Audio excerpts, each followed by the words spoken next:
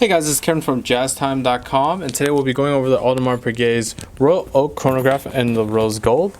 The model number for this watch is 26320.00.D002CR.01. But of course, we'll have a link to this watch in the description below. So before we start, we'll be doing an unboxing, reviewing of the case. I'll show you how to adjust the time. We'll also go over the strap, and I'll show you where you can find this watch for the lowest possible price. Okay, so when buying this watch, you can expect the watch to come in this large AP box, along with booklets of information located underneath the outer box. One is the instruction booklet of the chronograph, and the second one is the certificate of guarantee or the warranty. Okay, so let's move on and review the case now. Okay, so the case size is 41 millimeters in diameter. The thickness of the case is 10.8 millimeters, and has a nice low profile, as you can see there. So this will fit under a suit cuff very nicely, very easily, won't get caught. The bezel is of a rose gold octagonal shape with a high polish around the sides. As you can see, it's very much more reflective, gives it a nice shine around the edges. Okay, and the dial color is black, and it has that nice square pattern, and that's what Audemars Piguet calls the grand tapisserie pattern. The dial also contains white index markers. And hands are fashioned in 18 karat rose gold to prevent any tarnishing. Additionally, there are 3 subdials that each track a different measurement of time. As you can see here on the left, we have the 12-hour cycle. The 12, 3, and 6, 9 are indicated there. The bottom subdial tracks a 60-second cycle, as the 60, 15, 30, and 45 seconds are labeled there. And on the right, we have the 30-minute cycle, which has a 10, 20, and 30 labeled there. Okay, and between the 4 and 5 o'clock position, we have the date right there, and I'll show you how to adjust that as we move on to the crown.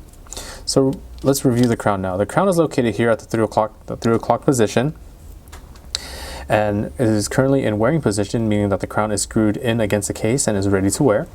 Rotating it out counterclockwise will unscrew the crown and pop it out to the hand winding position.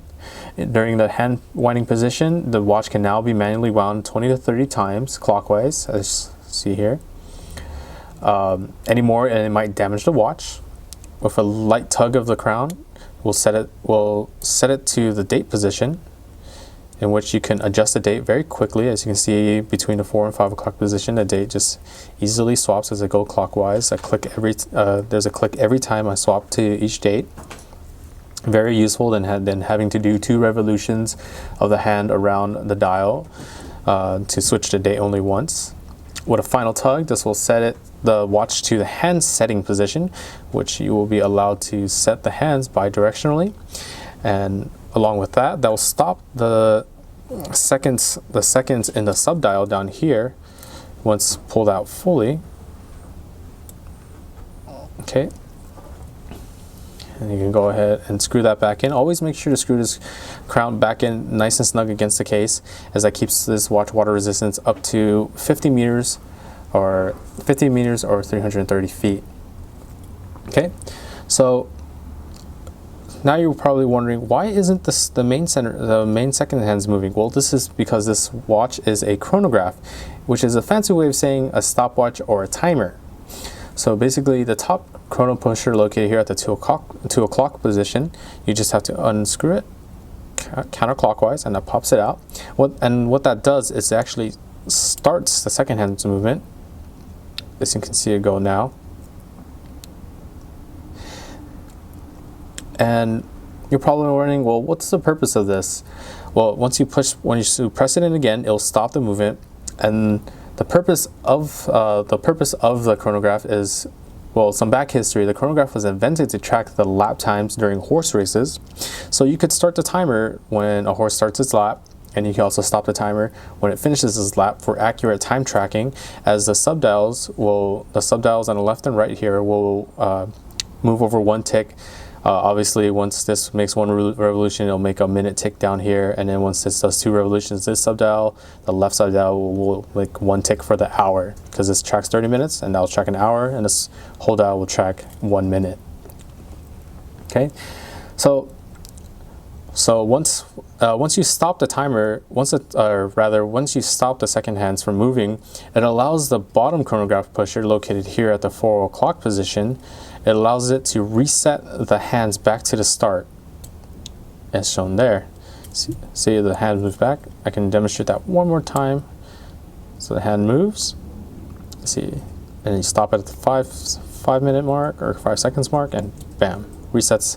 That'll reset the main seconds hand here and the 2 subdials on the left and right back to the 12 o'clock position as well. Okay. Once again, always make sure these are nice and screwed down back against the crown. Okay, and another thing to mention is the timer cannot be reset once it is moving, so you have to stop it before you can reset it. Okay, so let's move on to the back of the case now. So the back of the case has the Royal Oak model name shown in the middle there. You can see very shiny, very reflective, and it's finished off with that satin finish or bordering around it, and additionally it has a high polish around the bezel as well, as you can see there. It's kind of very similar to the front of the case, which has that satin finish on the bezel with that high polish around the sides as well. Okay, the movement of this watch is Audemars Piguet's in-house movement called the self-winding caliber 2385 movement.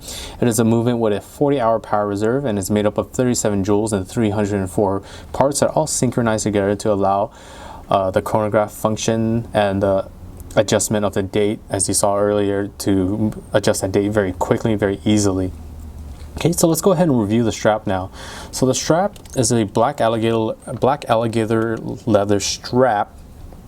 It's very simple, very durable, and the strap actually tapers from the case down. As you can see, it's a little bit thicker as it gets closer to the case, as it goes down into a smaller taper, and this actually keeps that nice curvature shape against the wrist, and then it also has Audemars Piguet's name embossed onto the inner portion of the strap right here.